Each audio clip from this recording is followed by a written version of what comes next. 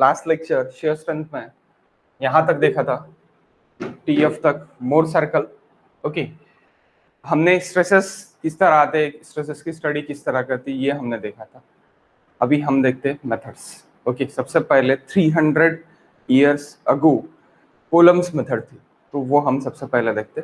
Okay, Coulomb's method. Board पूरा दिख रहा है ना आपको? हाँ सर। ओके, अपडेट मत करना है, क्योंकि अपडेट करने के बाद प्रॉब्लम जा रहा है ऐप में, यानी गूगल मीट। बोर्ड पूरा नहीं दिखता उसमें।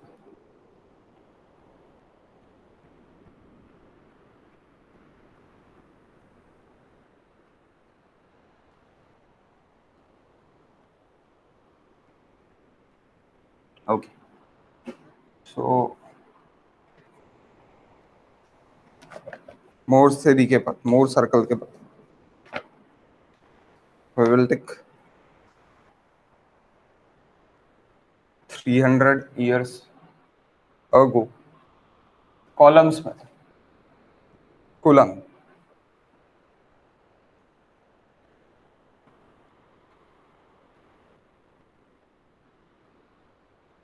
थियरी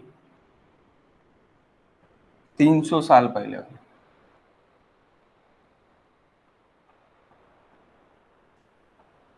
मैक्स ज्यादा हो गया उससे, 300 साल से भी पहले हो गया उसको। तो ये क्या बोलता था कि एक कोइजन है, कोइजन के बाद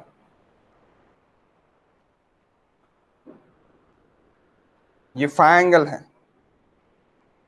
और ये columns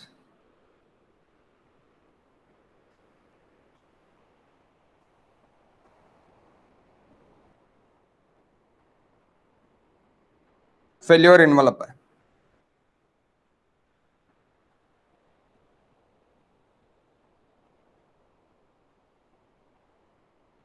that is linear. Okay, columns failure envelope, उसने क्या बोला है कि लीनियर है करके। Okay, here is stress, sorry, here is strength, tau f or s, and here is stress. Okay,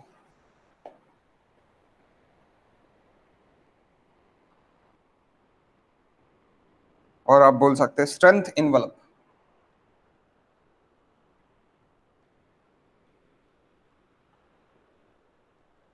strength envelope,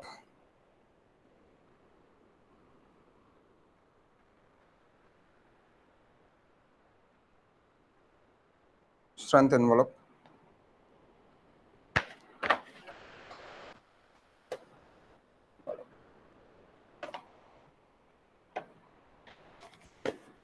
What is tau f now? Tau f or s, that is shear strength. Tau f or f, it is nothing but a shear strength. Tau, it is equals to shear stress, and s, it is equals to shear resistance or shear strength. Okay, shear resistance or shear strength, जितना tau इधर आएगा उतना ही resistance stress देगा। Okay, resistance stress देगा। So मैं इसी को ही बोलता हूँ, दैट इज टाउ एफ। तो tau F it is equals to S मैं बोल सकता, यानी फेल्योर रेजिस्टेंस, यानी failure shear stress, it is nothing but a resistance, shear resistance और resistance of shear strength। Okay, तो ये आपका tau F it is equals to S आप बोल सकते हैं, tau F it is equals to F S आप बोल सकते हैं। Okay, it is equals to C, that cohesion, C it is nothing but a cohesion plus total stress sigma, it is total stress tan phi, that is the equation, Coulomb's equation, Coulomb's cohesion equation, Coulomb's cohesion equations।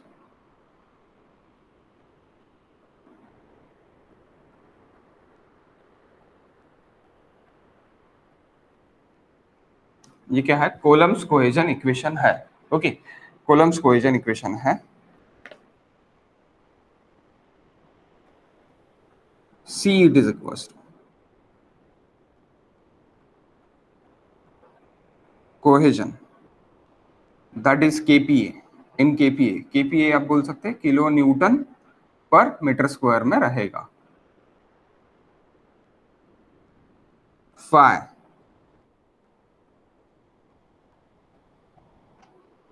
Angle of internal friction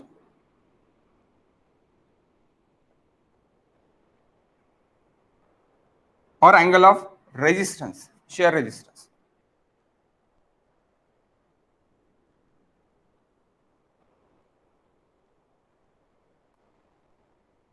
angle of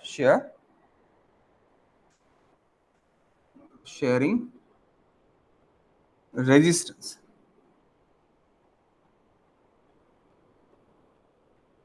angle of shearing resistance.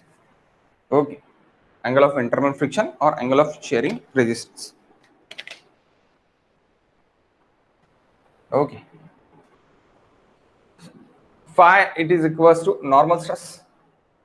We can say normal stress, it is nothing but a normal total stress, sigma, sorry phi नहीं, sigma। so sigma को आप normal stress भी बोल सकते हैं और normal total stress भी आप बोल सकते हैं। we can say normal stress और we can say normal total stress। okay,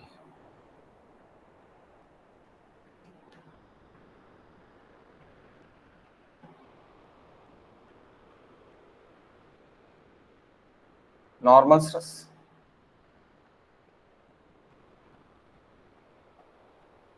total normal stress।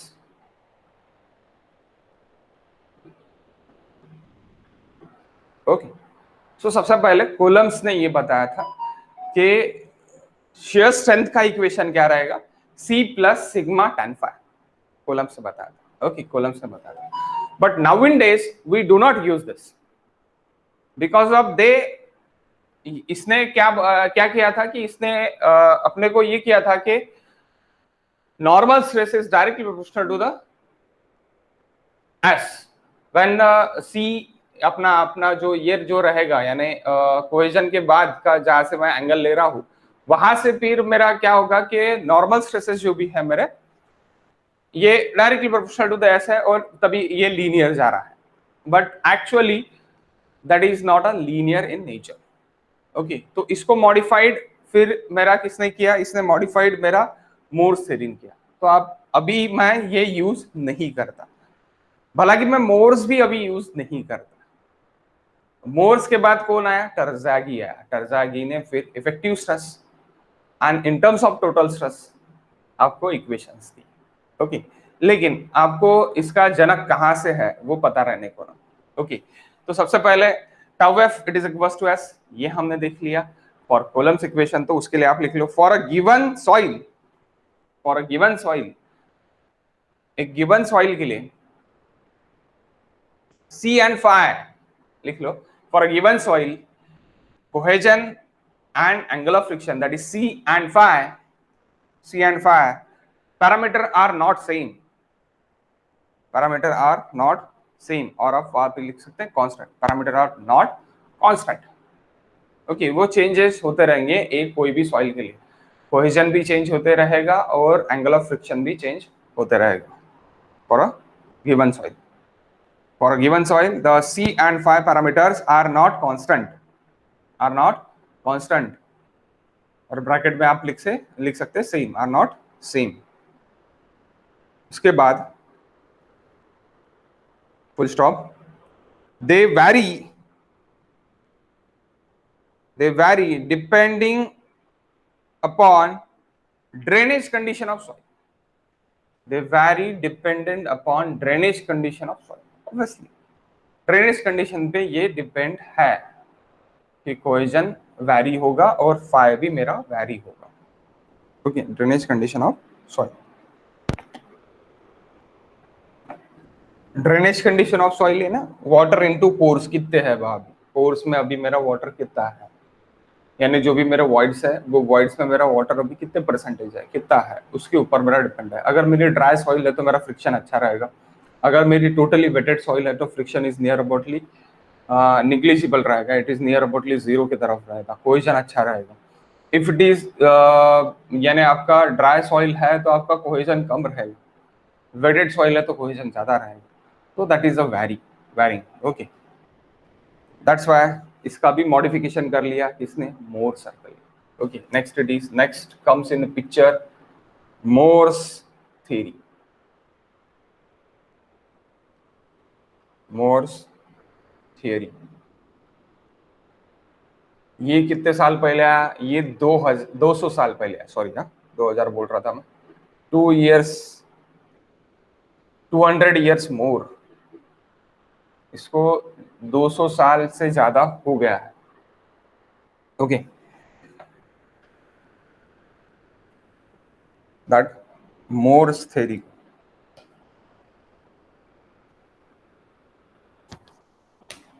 Morse के हमने स्ट्रेसेस देखे, ठीक है, अब मोर्स की हम थ्योरी देखें। तो material field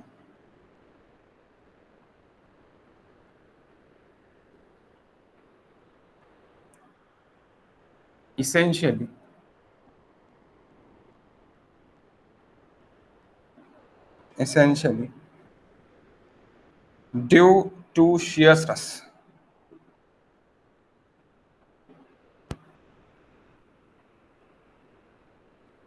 material fail essentially due to shear stress।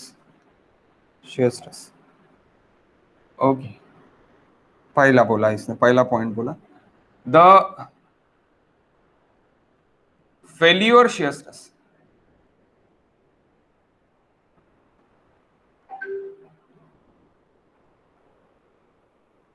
that is tau f, depending upon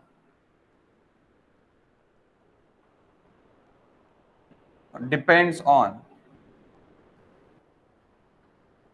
sorry sigma, depends on sigma, यहाँ पे लिख लेता हूँ सिग्मा, नॉर्मल स्ट्रेस और total stress sigma. Okay, not effective stress, अभी तक इफेक्टिव स्ट्रेस की बात नहीं है। ओके, तो नॉर्मल स्ट्रेस और टोटल स्ट्रेस। ओके, इसने क्या बोला, मोर्स ने बोला सिग्मा 2 से 2 को पिक्चर से निकाल देते, सिग्मा 2 का कोई काम नहीं है, sigma 2 has no effect on soil,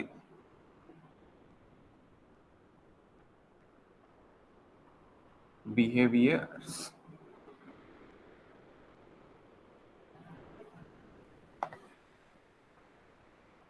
sigma 2 को क्यों पिक्चर है, ये लास्ट लेक्चर में हमने देखा है क्यों पिक्चर से निकाला है, क्योंकि उसको वो 2D में हम नहीं लेंगे, वो बीच वाला है, इंटरमीडिएट है, सबसे ज्यादा लाड़ पैर छोटे का रहता है और रुतबा जो भी है वो बड़े का रहता है। सिग्मा 1 रुतबा, सिग्मा 3 लाड़, बीच वाला भूल गए भाई उसको, इंटरमीडिएट को भूल गए। सो ये कब आएगा, जब वॉल्यूम में देखेंगे, पूरी फैमिली वॉल्यूम में देखेंगे तब सिग्मा 2 आएगा।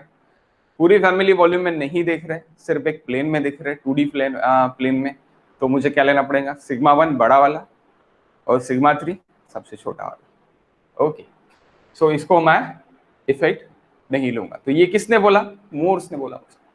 मोर्स ने ये फैमिली का ये देख लिया कि जिसको 3 बच्चे रहते हैं उसका बीच वाला जो बच्चा रहता है उसको कोई लाड पाड़ नहीं करता, बड़े वाले का रुतबा रहता, बड़े वाले को सब मिलता और छोटे वाले को लाड पाड़ मिलता। ओके, तो ये इसने देख लिया, that's why sigma 2 it's neglected.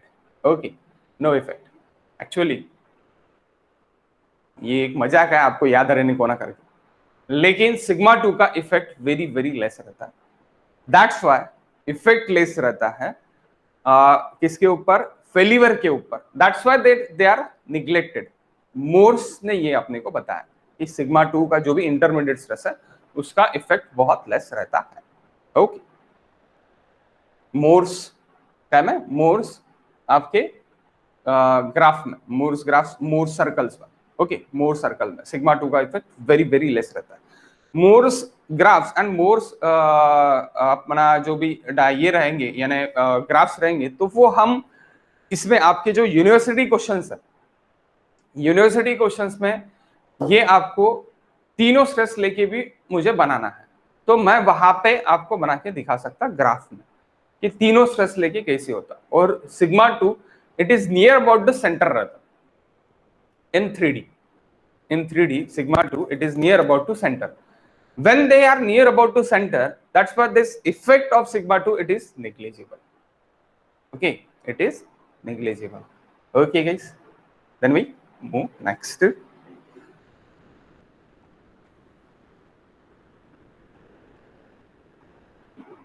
Failure envelope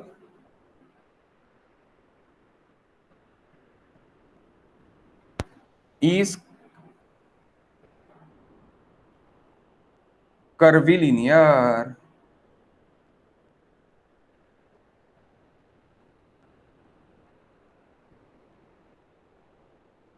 ये क्या था? ये लीनियर था। ये क्या है? कर्विलीनियर है।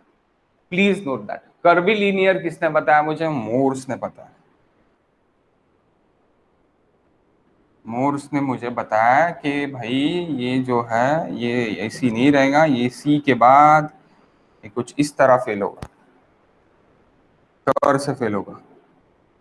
यहां से यहां तक सी रहेगा, दैट इज टाउ एफ और एस, और देयर इज सिग्मा। ओके, तो इसका भी इक्वेशन क्या था फिर? इसका भी इक्वेशन था C plus sigma tan five. अब सी यानी कोहेजन, फाई यानी internal friction, angle of internal friction. Okay, तो आपको सी और फाई फिर से लिखने की जरूरत नहीं है। दैट इज आप बोल सकते Mohr's Coulomb's equation. Mohr's Coulomb's equation, ये जो इक्वेशन अपन ने लिखा है, कॉलम्स नहीं तो दिया है, मोर्स ने सिर्फ और सिर्फ यहाँ पे क्या किया है कि जो भाई स्टेप था तुम्हारा लीनियर था उसको कर्व लीनियर कर दिया। उसने क्या कर दिया? कर्व लीनियर कर दिया। जो भी स्टेप था उसको कर्व लीनियर कर दी। यहाँ पे ये जो स्टेप यानी 1 डिग्री था, there is 1 degree. Okay, here is we took this 2 degree or 3 degree curve linear. Okay, so ये मोर्स ने बोला। अब भाई मोर्स के बाद कौन आया? टरज़ागी आया, और उसकी थ्योरी हम अभी यूज कर रहे हैं। ये भी हम अभी यूज नहीं कर रहे, डू नॉट यूज दिस। ये भी हम यूज नहीं कर रहे। अभी जो हम यूज कर रहे हैं वो कौन सा कर रहे हैं? टरज़ागी कर रहे हैं। Okay,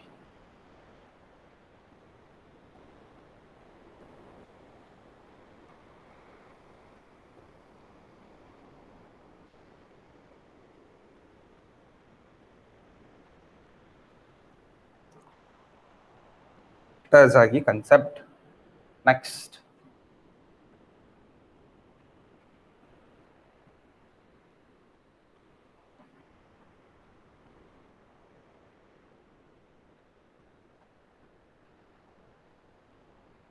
Terzaghi concept. तो जब हम इसको टरज़ागी कंसेप्ट देख रहे हैं तो Terzaghi concept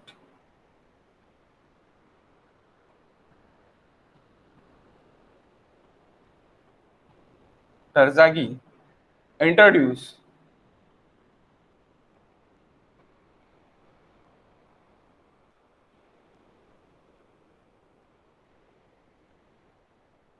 the concept of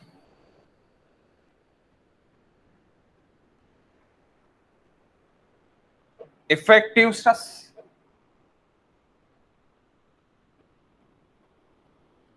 and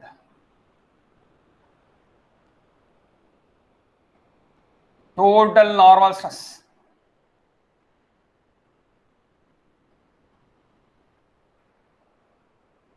that is sigma. यानी एक फॉर्मूला मेरा शेयर स्ट्रेंथ का इफेक्टिव स्ट्रेस केस में भी रहेगा, और एक फॉर्मूला मेरा टोटल स्ट्रेस केस पे भी रहेगा। अब टोटल स्ट्रेस पे भाई क्या रहेगा कि आपका ड्रेन्ड रहेगा तो यू मुझे करना पड़ेगा, C u and phi u. Effective में C dash and phi dash because of effective cohesion and effective angle of friction. आओ देखते हैं modified equation.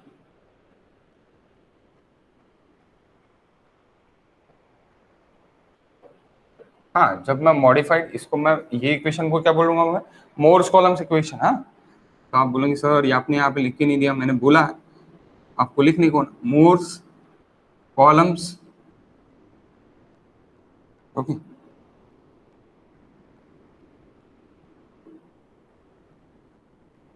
That is which modified, Coulomb's को मॉडिफाइड मोर्स ने किया, तो that's why Mohr's Coulomb's equation that is okay. Change क्या है, this is the change only. Okay, यहाँ पे बहुत कुछ चेंज है बाबा।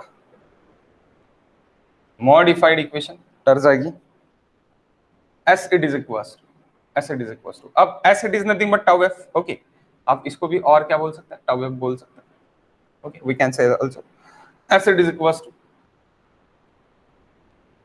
Sigma dash, sorry C dash यानी cohesion dash sigma dash tan phi,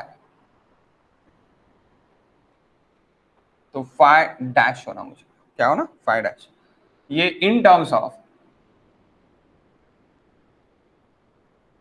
effective stress.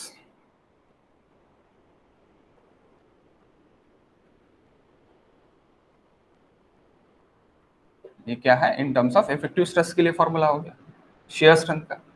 अब शेयर स्ट्रेंथ का दूसरा फॉर्मूला टोटल स्ट्रेस में इन टर्म्स ऑफ टोटल स्ट्रेस। तो यहां पे मैं क्या बोलूंगा, यहां पे मैं बोलूंगा u you,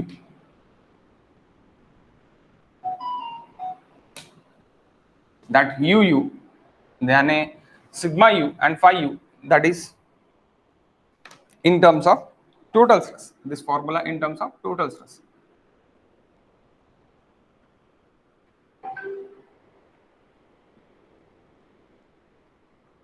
total normal stress यानी सिग्मा, सिग्मा के टर्म में। Okay, what is effective stress guys, total stress minus core pressure, total stress minus core pressure. What is you,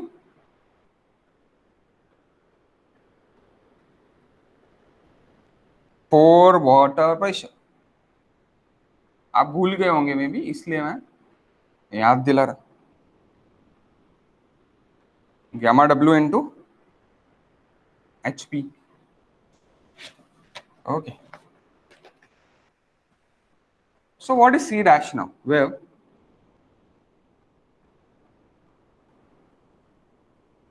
C dash it is equals to effective cohesion, effective cohesion or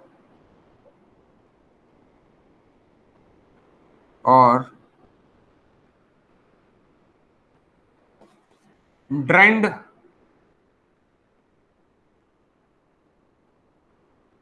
cohesion, effective cohesion or drained cohesion, sigma dash, effective angle of shearing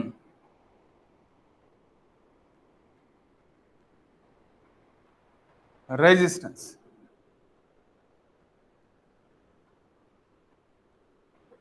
effective angle of shearing resistance or drained, please note that drained। Okay, ये drained है, drained. Okay, drained है इसलिए dash है, अनड्रेन्ड है that's why sigma u है, undrained that is sigma u, drained that is dash. So drained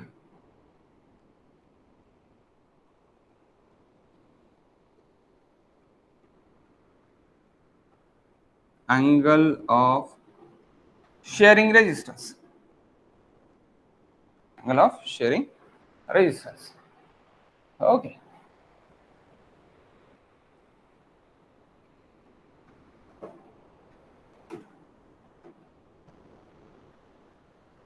समझ रहा है ना आपको? इजी है बहुत, ऐसी कोई तकलीफ वाली बात नहीं है इसमें। उसके लिए सबसे पहले आपको टोटल स्ट्रेस वगैरह एक बार देखना पड़ेगा, ओके, अगर आपने टोटल स्ट्रेस नहीं देखा होगा, लेकिन वो भी इजी है, कुछ हार्ड नहीं है उसमें भी।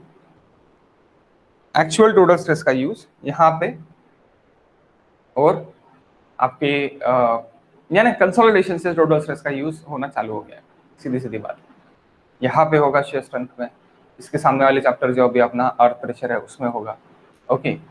तो यहाँ से आपका आप बोल सकते हैं कि once GT2 is start, okay, GT2 is start from here, okay.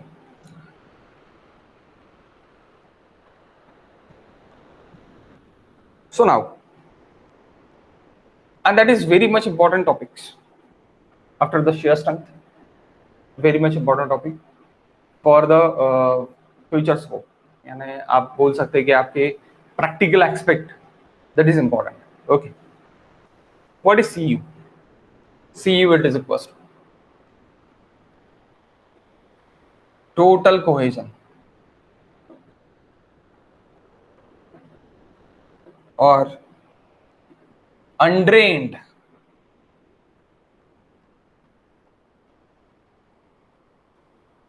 cohesion, total cohesion or undrained cohesion, okay, total cohesion or undrained cohesion, or apparent cohesion, or also apparent cohesion.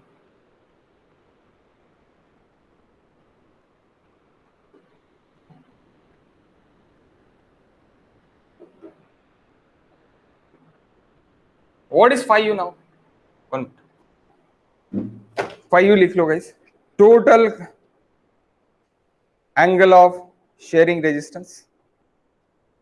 Total angle of shearing resistance. Phi u.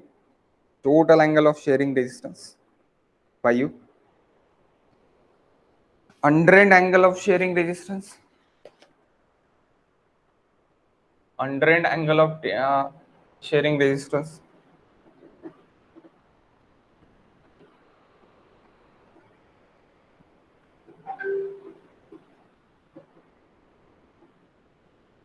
Or apparent angle of shearing resistance.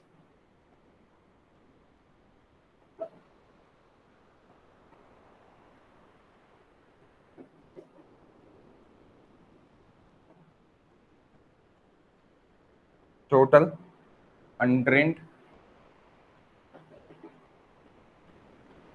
apparent.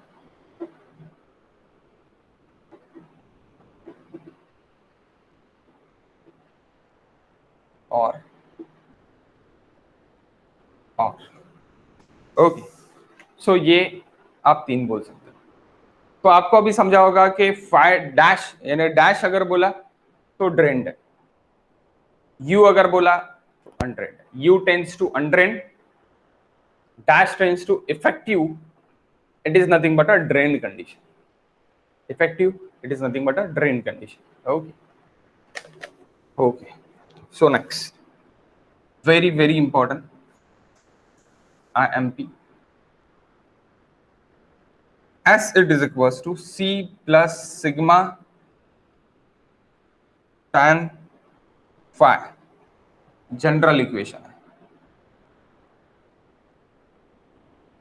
Coulombs equation भी आप उसको बोल सकते हैं, general equation it is nothing but coulombs. किसने दिया? Coulombs ने दिया, उसके बाद मोर्स है, उसके बाद टर्जाई है, okay. General equation it is nothing but coulombs equations. Next, S it is equals to again C dash sigma dash tan phi dash in terms of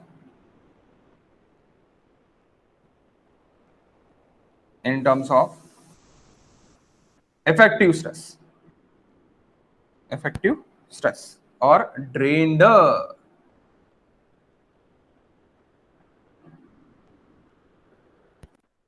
and S it is equals to Cu sigma tan phi u, total stress का in terms of total stress,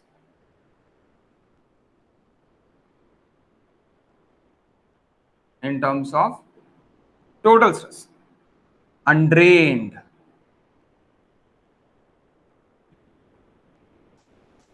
What is undrained? That three equation is very very important for all the questions.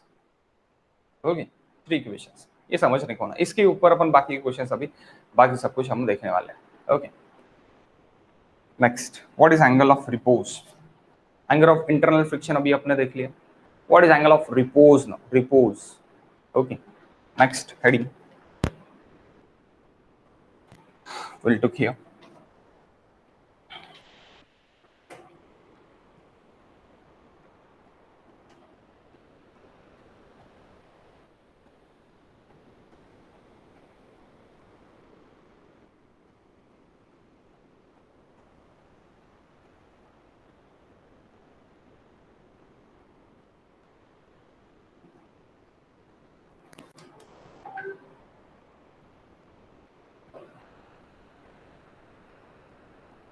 Angle of repose.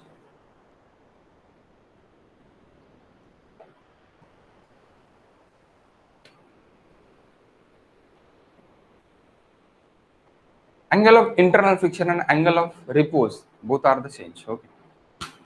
They are not same. Okay. So what is this? Angle of repose. Suppose one of the soil are put like this.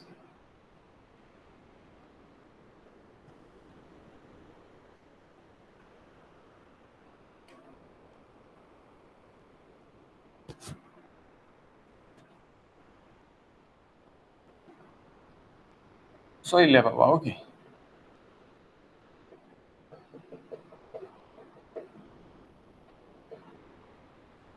तो ये यहां से यहां तक का जो angle है उसका, this angle, it is angle of repose.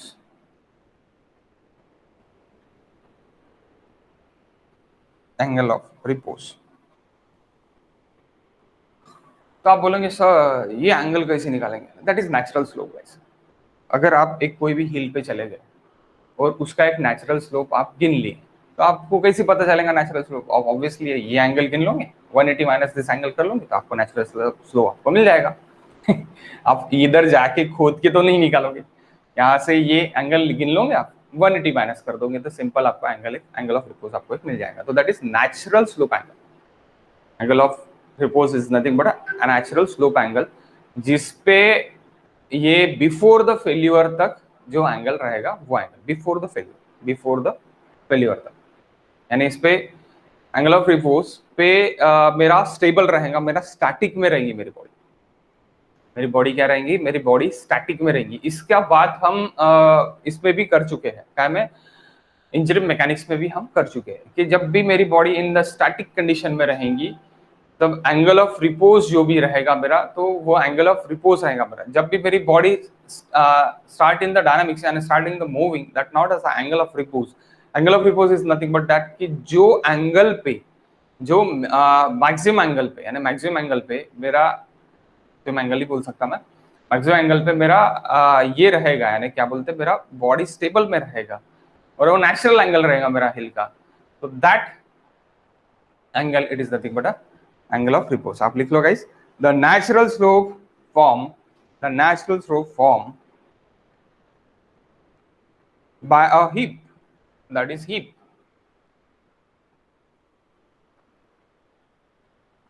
Heap or hill. Okay, so मैं इसको heap भी बोल सकता हूँ. The natural slope angle formed by a heap of soil is called angle of repose. Okay, is called angle of repose. Okay, next angle. Next,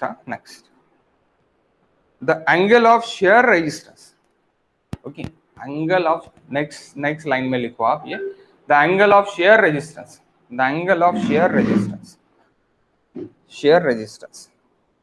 and angle of repose are not equal to each other.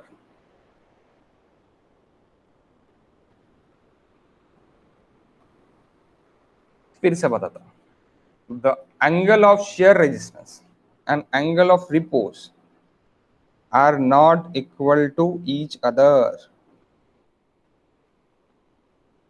They are different.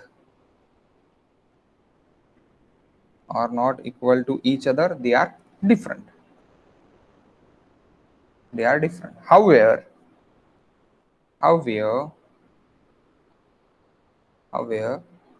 for a loose sand, loose sand. However, for a loose sand, these two are nearly equal. How? For a loose sand. Okay, I'm again talking loose sand. These two are nearly equal. How? These two are nearly equal. अगर मेरा ground है, अगर मेरा ये ground है और मेरी loose sand है, तो मेरा इस तरह का कुछ ये रहेगा, स्प्रेडिंग रहेगा. तो यहाँ पे angle of internal friction, it is nothing but share resistance between the particles. And यहाँ पे जो भी एंगल है मेरा, वो भी मेरा नियर अबाउटली वही है, सेम है.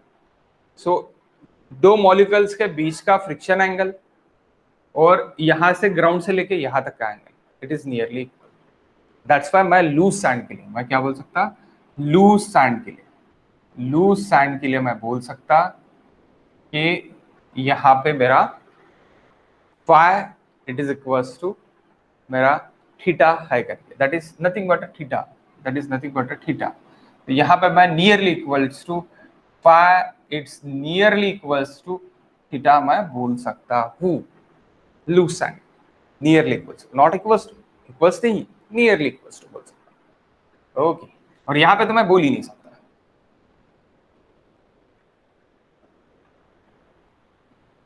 नॉट इक्वल्स टू फाई बोल ही नहीं सकता बाबा. Angle of repose that theta, it's not equals to angle of shear resistance, that is phi. बोल ही नहीं सकता. Okay, to determine shear stress, next guys, next line, to determine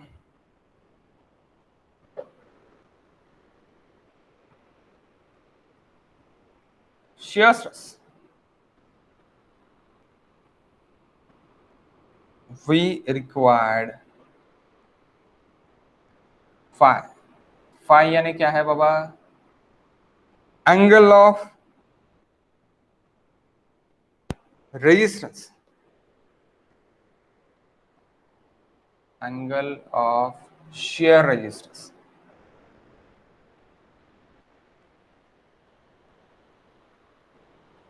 not angle of repose, not angle of repose. ये आप दिमाग से यानी दिमाग में रखो कि एंगल ऑफ रिपोज मैं यूज नहीं करता.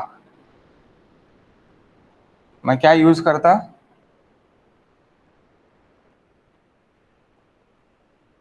मैं फाई यूज करता. Again, whenever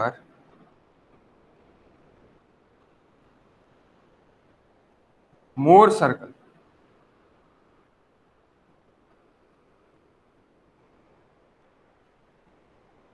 whenever more circle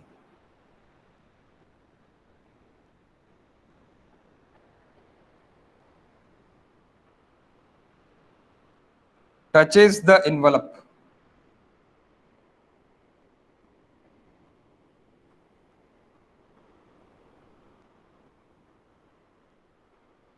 it means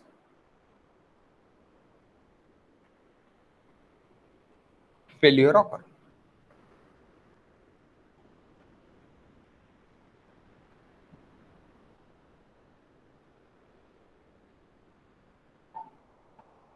Whenever more circle touches the envelope, okay, it means failure occurs.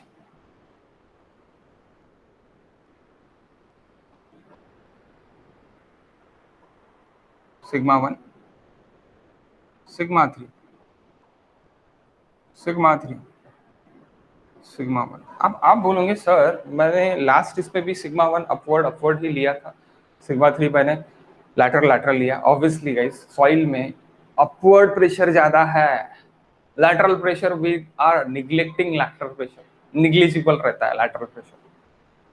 आप घर बनाते आप खड़े रहते तो अपवर्ड प्रेशर लग रहा है ना, सबसे ज्यादा क्या लग रहा है, अपवर्ड प्रेशर लग रहा है। आपका प्रेशर ऐसे क्या रहा है, ओके, तो रेजिस्टेंस स्ट्रेस ऐसे दे रहा है, अपवर्ड दे रहा है। That's why upward pressure are major, lateral pressure are minor. Okay, so what is for Morse? ये समझ गया ना एंगल ऑफ फ्रिक्शन क्या है और एंगल ऑफ रिपोज क्या है, इसमें कोई डाउट नहीं है ना। एंगल ऑफ रिपोज में, एंगल ऑफ रिपोज यानी आप वही बोल सकते हैं कि जहां पे मेरी बॉडी स्टेबल है, स्टैटिक में है, जो maximum angle, that is angle is nothing but angle of repose, maximum angle, angle of repose है। समझे क्या सर फाई मतलब वही ना, internal friction, angle of internal friction, angle of friction, phi it is nothing but angle of friction, angle of internal molecular friction आप बोल सकते हैं। अब इसमें भी static friction and dynamic friction, दो टाइप के फ्रिक्शन। स्टैटिक फ्रिक्शन जब कब होगा आपका, जब body it is in stable में रहेंगी, स्टेबल में रहेंगी तब मैं उसको क्या बोलूंगा, स्टैटिक फ्रिक्शन बोलूंगा। ओके, तब मैं उसको क्या बोलूंगा, स्टैटिक फ्रिक्शन बोलूंगा। जब मेरी बॉडी क्या में रहेंगी, मेरी स्टेबल में रहेंगी और वो फाइनल स्टेज तक रहेंगी स्टेबल में, और जब मेरी बॉडी मूविंग में रहेंगी और तब भी मेरा फ्रिक्शन रहेगा कुछ ना कुछ, that is my dynamic friction. Okay, तो फाई एन भी रहता that is dynamic friction, phi S भी रहता that is static friction. Okay, तो ये आपको इसमें फ्रिक्शन के चैप्टर में मिलेगा, फाई एंड थीटा दोनों मिलेगा, phi and theta. So please आप वो लेक्चर बहुत अच्छे से देखिए। Okay,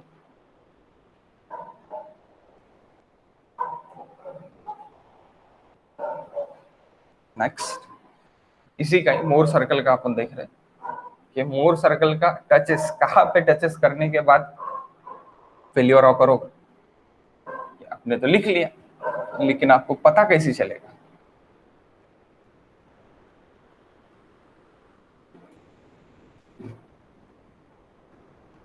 so here is s और टाउ एफ दोनों सेम ही है, s और tau F. Okay, and here is stress. So guys आपका एक यहाँ पे कोहेजन है C, और एक आपका यहाँ पे सिग्मा 3 है। अब सिग्मा 3 से लेके सिग्मा 1 तक मेरा पहला एंगल हो गया, और यहां से मैं ये कैसे निकाल रहा हूं, देन 1 मिनट,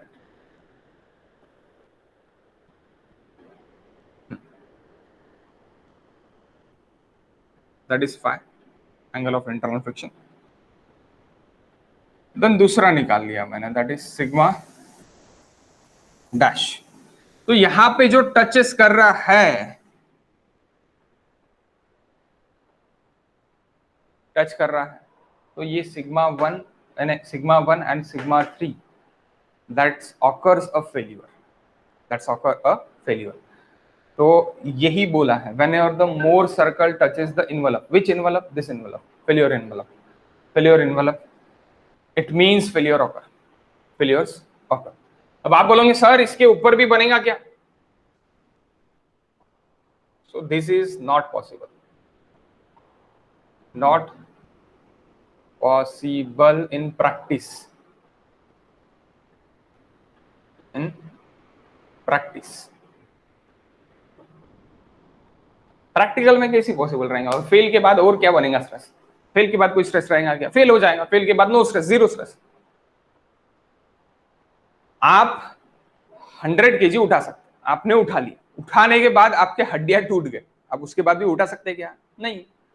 उसी तरह सॉइल की भी हड्डियां टूट गई ना, सॉइल की स्ट्रेंथ खत्म हो गई, सॉइल गिर गई, ये सीधा ये गिर गया, अब गिरने के बाद वो क्या उठाएगा, कुछ भी नहीं. That's why this stress diagram is not possible.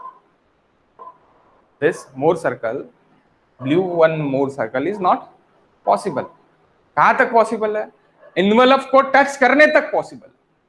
Which envelope, that failure envelope को टच करने तक पॉसिबल है. ओके, आप बोलेंगे सर आपने मोर्स का नाम लिया और आप यहाँ पे फेल्योर इन्वेलप कर्व ना दिखाते हुए लीनियर दिखा रहे हैं. यस, मोर्स ने क्या बोला कि मुझे कर्व में रहता, मेरा इन्वेलप क्या में रहता, कर्व में रहता. जब कर्व में रहेगा तभी मेरा फेल्योर इन्वेलप इस तरह आएगा, इसलिए मोर्स ने कर्व में बोला. स्ट्रेस डायग्राम भी आपकी कैसी आएंगी, कर्व में आएंगी. यहां पे क्या है कि अभी मैंने कोलम्स का कर्व इन्वेलप लिया और आपको मोर्स में करके दिखाया. तो that is general failure envelope guys, please note that. General कौन सी बात रहेंगी आपकी, general it is nothing but a coulombs, क्योंकि कोलम्स ने सबसे पहले जनरल इक्वेशन निकाला था. So that's why we took a general equation, then we took a Mohr circle. तो इसीलिए मोर्स ने क्या बोला है कि वो जो फेल्योर एनवलप रहेगा, वो फेल्योर एनवलप इस तरह ना जाते हुए यहाँ पे फेल हो जाने के बाद वो कर्व के इसमें ना, इसलिए वो काय में रहेगा, कर्वी लीनियर में रहेगा. That is the reason. Okay okay, so next, if next guys, if all failure occur, इसके नीचे लिखो please, if all failure occurs, all failure occurs, all failure occurs, it occur at only one plane, it occur at only one plane, कोई भी एक plane play होगा, occur at only one plane, ये जो अपन ने निकाला है यहाँ पे कोई भी एक प्लेन पे occur होगा, only one plane. नेक्स्ट नीचे लिखो guys, here also only one point, here also only one point touches, but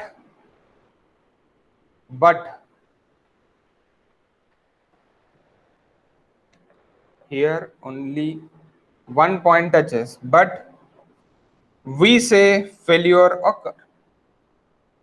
एक ही पॉइंट टच हो रहा है, लेकिन मैं क्या बोल रहा हूँ कि बाबा फेल हो गया अभी गिर जाएगा, इसी में बोल रहा हूँ. 10 पॉइंट थोड़ी टच हो रहे, एक ही पॉइंट टच हो रहा है.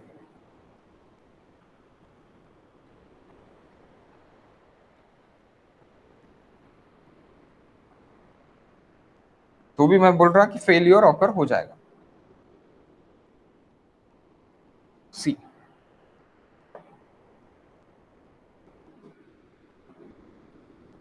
that is sigma 3 and that is, यहां से सबसे पहले हम निकाले थे,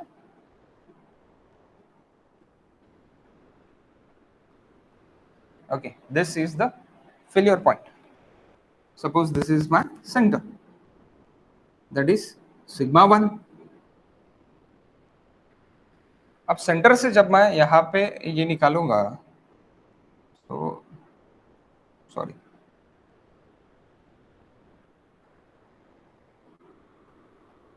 that is my twice angle, twice alpha, okay. So that is alpha f, क्योंकि फेल्यूर एंगल है बाबा.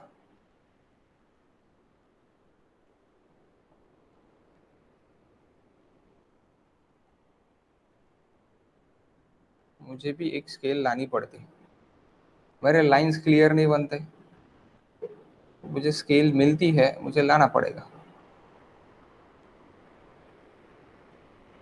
स्ट्रेट लाइन है, कर्व मत बनाओ, दिख रहा होगा आपको कर्व मत बनाओ.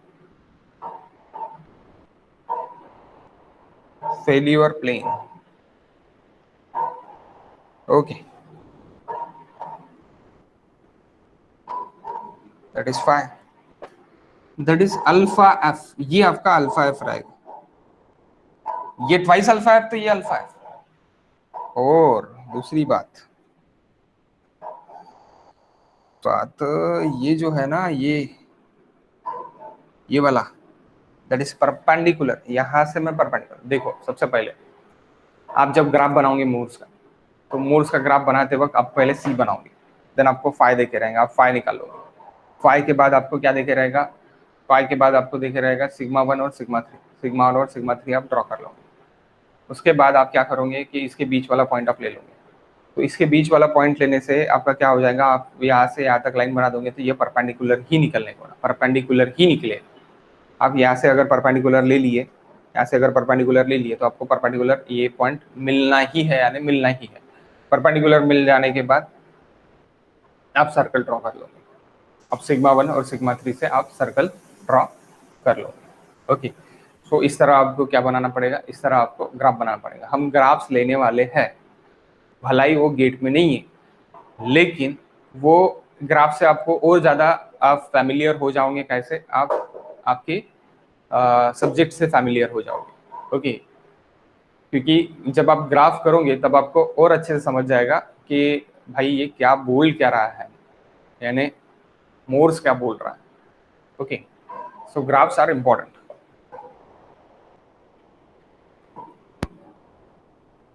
तो अभी यहाँ पे what is alpha F now, what is alpha F now, what is 90 minus 5, it is equals to 180 minus 2 alpha F.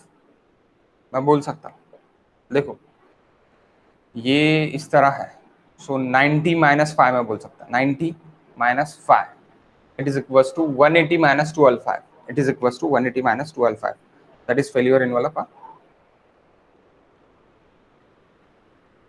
Failure plane, और ये failure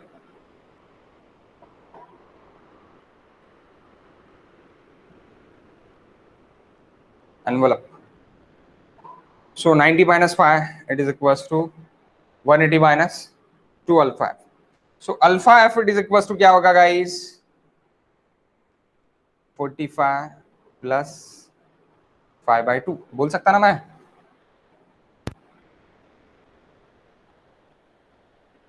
90 minus 5 it is equals to 180 minus 2 alpha f। यहाँ पे perpendicular निकला है, तो यहाँ से जो भी एंगल रहेगा, ये एंगल क्या रहेगा, फाई रहेगा। तो इधर वाला एंगल क्या है मेरा, ये वाला एंगल क्या है, यहाँ से यहाँ तक फिर 90 माइनस 5, तो ये 90 माइनस 5 यानी एंगल क्या है मेरा, 180 माइनस 2 अल्फा एफ है। बोलोगे सर नहीं समझ रहा, सीरियसली नहीं समझा, please please please please please give me guys answer. अगर समझा तो ठीक है, नहीं समझा तो मैं बताता how.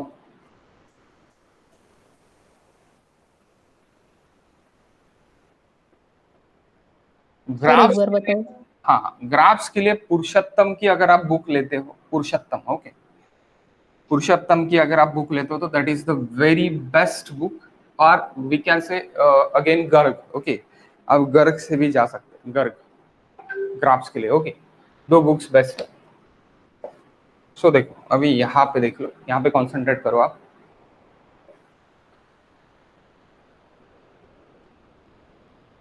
Sorry, that is 90 degree. अब ये क्या है बाबा, ये तो फाइ है, अब ये क्या रहेगा, 90 माइनस फाइ रहेगा,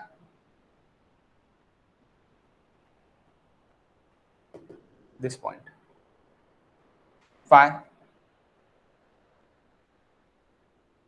ये फाइ है ना, तो ये भी फाइ रहेगा ना, रहेगा कि नहीं रहेगा बताओ, फाइ रहेगा।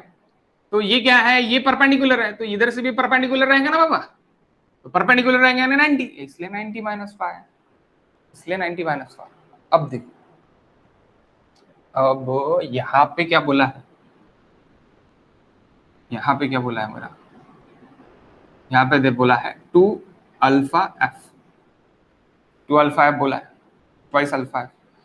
तो बाबा ये एंगल मेरा क्या है अभी फिर, 180 माइनस 2 अल्फा एफ है ना,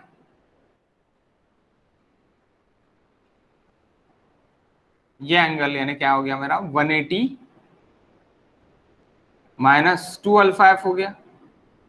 अब ये एंगल 180 माइनस 2 अल्फा एफ है, तो आपका ये एंगल भी क्या मैं बोल सकता,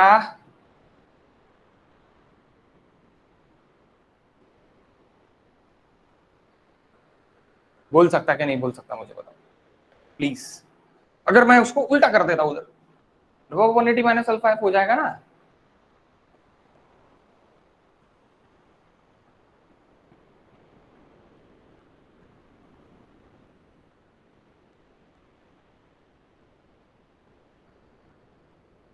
this angle is equals to, ये एंगल है, okay, so this angle is equals to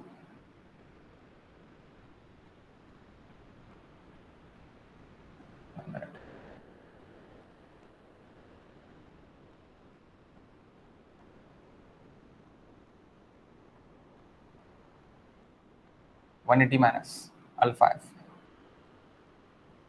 यही यहाँ पे चल गया, तो यही यहाँ पे आ गया। Got it? समझा क्या? हाँ सर। ओके, तो वहां से ही मैं डायरेक्टली क्या लिख सकता, alpha F is equal to 45 plus 5/2। अब ये कैसे है, आप इसको सिंप्लीफाई कर सकते, 2 अल्फा एफ, यानी आप इसको सिंप्लीफाई कर दोगे, अल्फा एफ चाहिए मुझे, तो आप क्या कर लोगे, 180 माइनस कर लोगे तो 90 आ जाता। ओके, 90 आने के बाद क्या कर दोगे आप, इधर 90 आ जाने के बाद आप क्या कर दोगे, डिवाइड बाय 2 कर दोगे, डिवाइड बाय 2 करने के बाद 90 का क्या हो जाएगा, 45 हो जाएगा, plus minus minus get cancel, तो दैट्स वाई प्लस 5/2। तो 45 plus 5/2 it is nothing but alpha F, failure angle.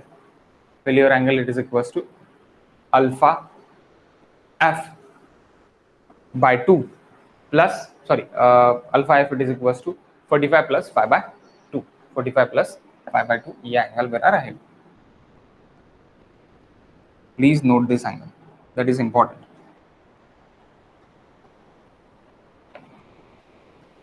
Therefore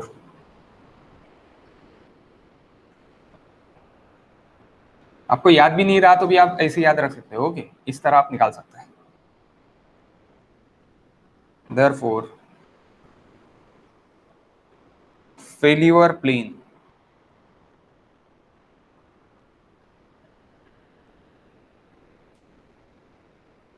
always makes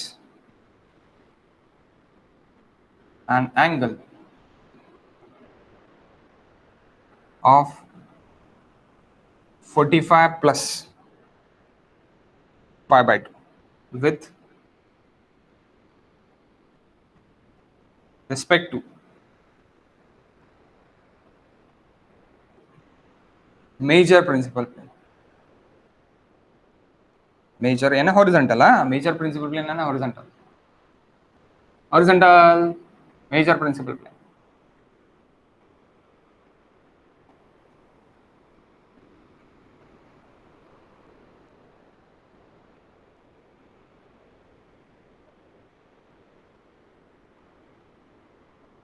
major principal plane. अब यहाँ पे हॉरिजॉन्टल है, हर जगह हॉरिजॉन्टल नहीं रहेगा, लैटरल प्रेशर में हॉरिजॉन्टल नहीं रहेगा, that is in vertical. Okay,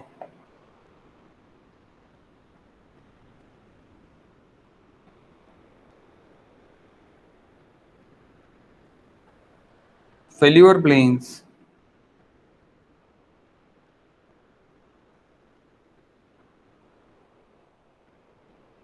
direction is predefined। क्या है? predefined है। as we know at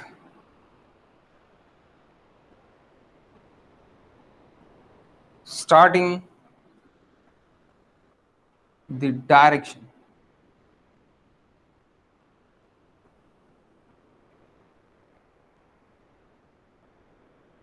of major principal stress।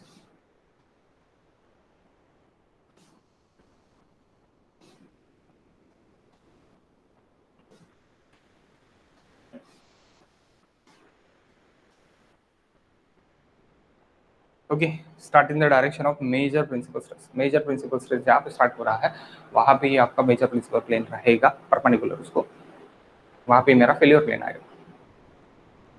Okay, now again more circle.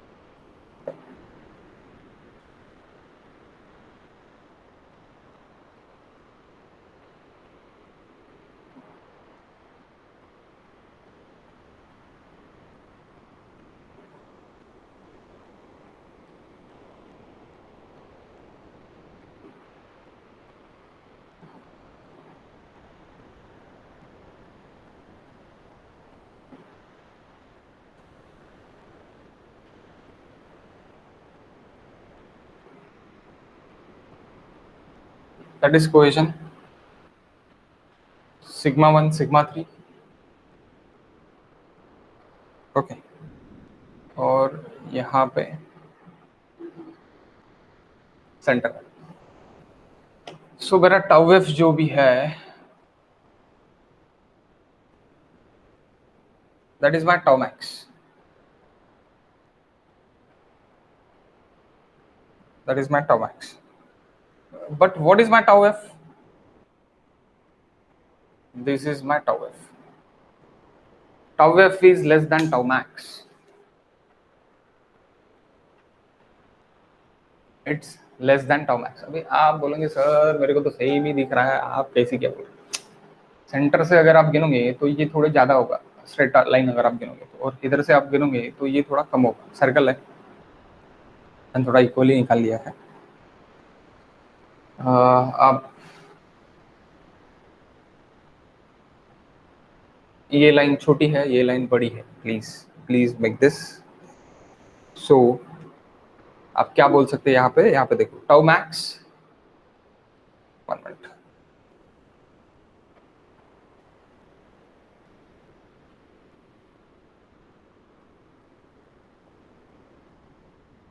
Please redraw this. फिर से आप एक बार रीड्रॉ कर लो कि ये सेम सेम दिख रहा है आपको। सेम सेम दिखेगा तो कैसे समझेगा? सेम नहीं दिखने को ना।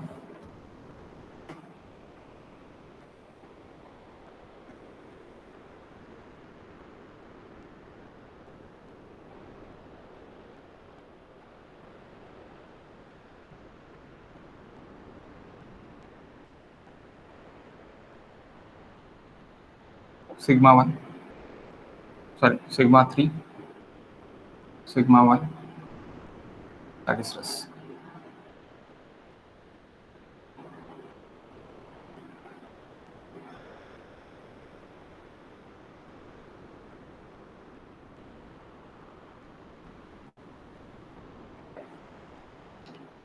अभी देखो, अभी आपको समझ जाएगा। ये टाउ एफ है और ये क्या है? टाउ मैक्स है। ये छोटा है, ये बड़ा है, tau max. So tau F is always less than और equal to tau max.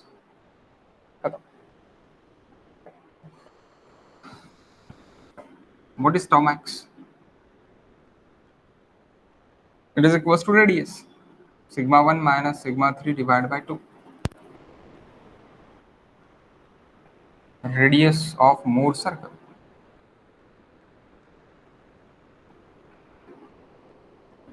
Radius of Moore circle. Okay.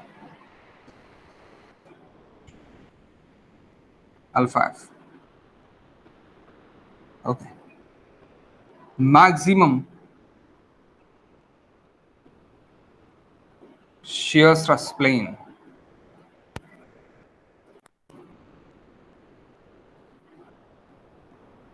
max 45 degree with the principal plan.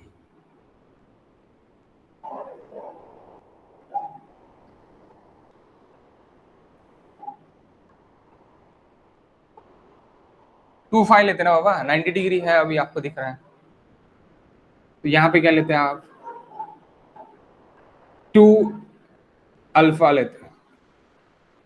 सो आपका शेयर प्लेन के लिए मैक्सिमम कितना रह सकता है, 45 रख सकता है, 2 इंटू 45 यानी कितना हो गया, 90। Okay, so tau f is less than or equals to tau max always.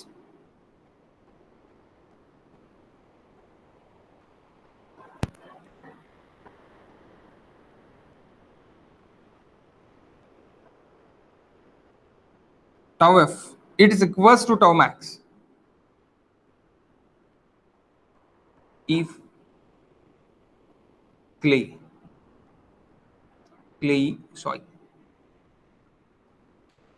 clay soil, tau f it is equals to tau max, clay soil, normal soil mixed with gravel, gravel with clay, gravel with sand, sorry, sand with silt, gravel with silt. Tau f is less than or equals to tau max. Okay.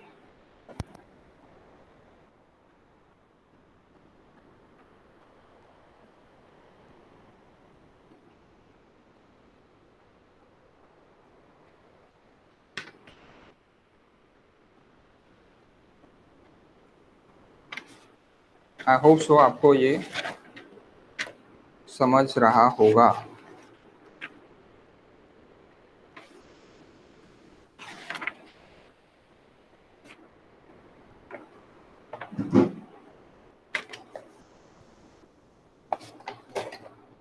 Sir ये 2 alpha कसे समजायला?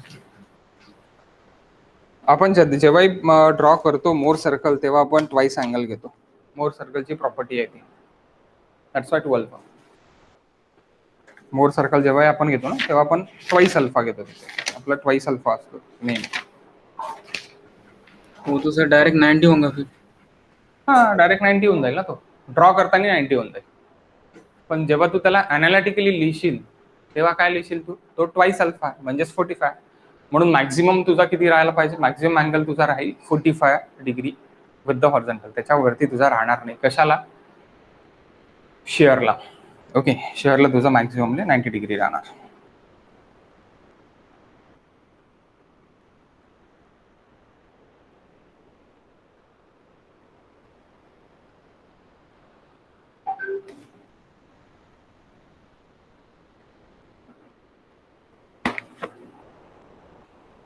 Clay में कैसी रहेगा, यहाँ पे tau F Q है यहाँ पे, क्योंकि इस इधर जो डायग्राम बनेगी आपकी, ये डायग्राम कुछ आपकी इस तरह बनेगी,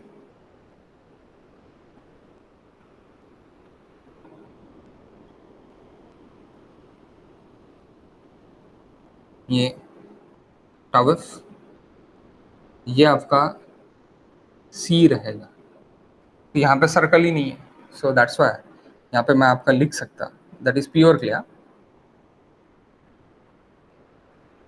प्योर क्ले के लिए तो आपका कोहेजन ही रहेगा, तो कोहेजन ही आपका क्या रहेगा, टाउ मैक्स रहेगा, फिर tau max is equals to tau F, tau F it is equals to tau max, तो आपका इस वाले कंडीशन पर रहेगा, तो that is straight envelope, phi it is equals to 0, pure clay के लिए phi it is equals to 0, phi है ही नहीं, सो यहाँ पे जब मेरा एंगल बनेगा, यानी मूर सर्कल बनेगा मेरा, तो मूर सर्कल मेरा कैसे बनेगा, ऐसे टच होगा, तो ये जो रहेगा मेरा, ये क्या रहेगा, tau f it is equals to tau max, tau f it is equals to tau max, sigma 1 and sigma 3, जब आपका phi 0 रहेगा तब, जब आपका phi 0 रहेगा तब।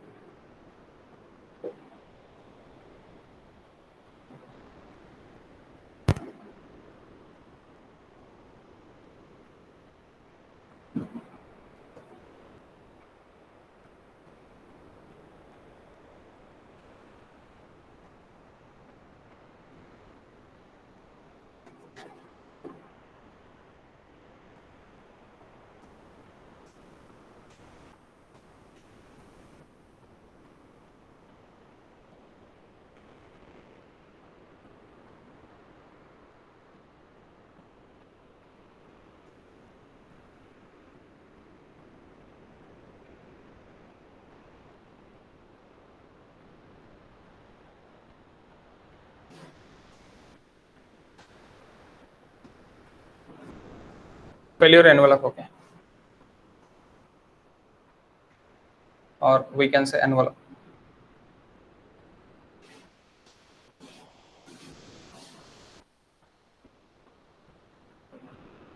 Cohesionless soil.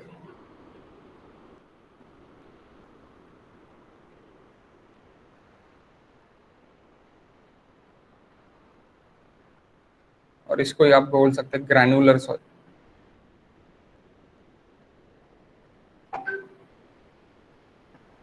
एग्जाम्पल,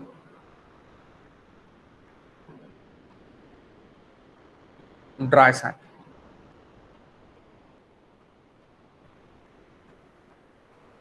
और drained traction.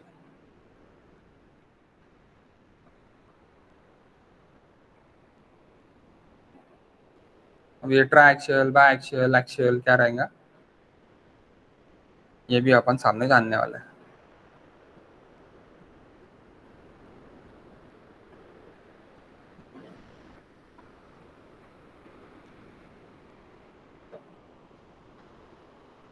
Next it is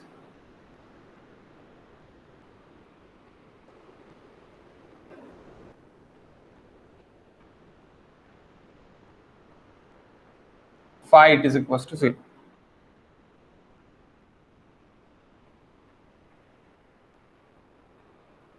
Cohesive soil.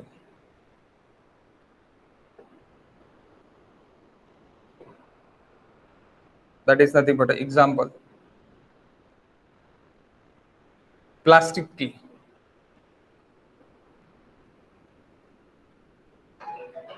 That is pure clay. ये अपन एग्जाम्पल देखा.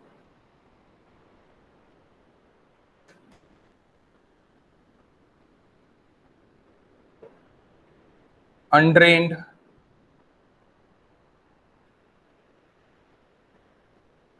traction.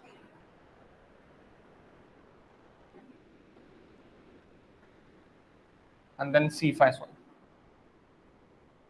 आपका C भी रहेगा और आपका phi भी रहेगा. इसको हम C5 soil बोलेंगे. C5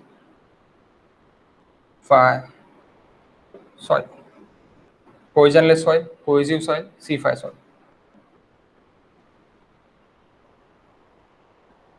Example,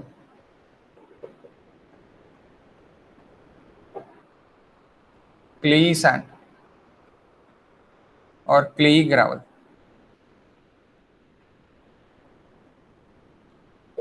That is C5 soil. Okay guys, इसके बाद अपन देखेंगे to find C5 parameter of soil. इसके लिए अलग अलग टेस्ट है, इसके लिए एक अलग ही लेक्चर लगेगा नियर अबाउटली बनार का. ओके, हम इसके बाद का नेक्स्ट लेक्चर में देखेंगे. 1 मिनट गाइस.